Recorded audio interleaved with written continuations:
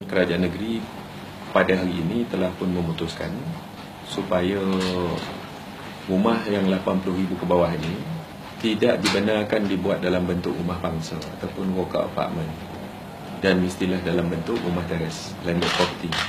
Kerana kita tidak mahu mengulangi masalah-masalah yang wujud di rumah-rumah pangsa yang ada sekarang. Rumah-rumah pangsa mampu milik, kan? Rumah pangsa PPR yang mana tidak terurus, tak boleh diurus, kan? Maklum sajalah orang yang duduk di situ pun orang yang berpendapatan rendah, kan? Jadi untuk mereka mengurus pula, mana boleh.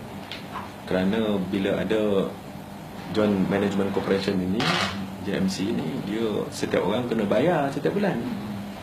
Kadang-kadang ada orang yang tak bayar pun, memang tak nak bayar, tak mampu, bukan tak mampu bayar.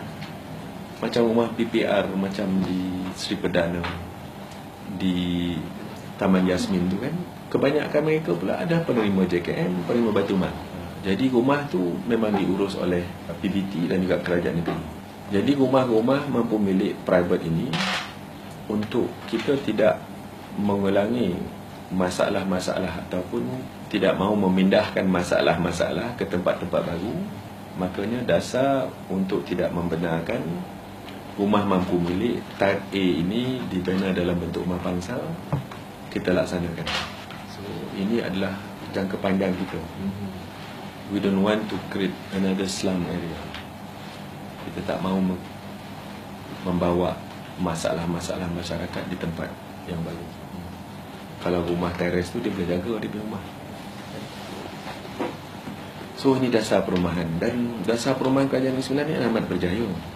Dan saya nampak dan saya dengar kabar banyak negeri-negeri, bahkan dasar perumahan negara juga nak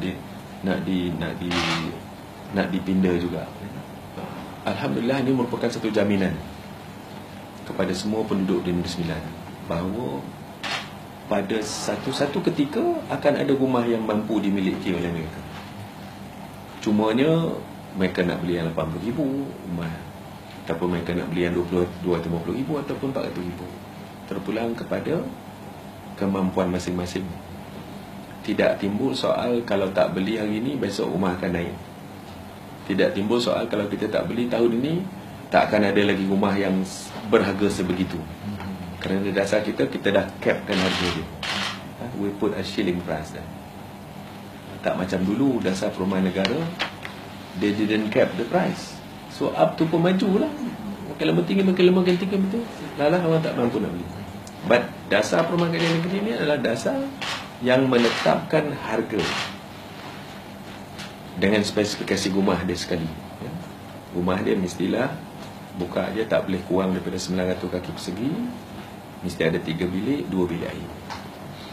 Itu dia punya asas, di mana dia boleh diduduki oleh keluarga, bukan lagi rumah 1 bilik, kan, yang kadang-kadang amat tidak sesuai kepada orang yang dah berkeluarga.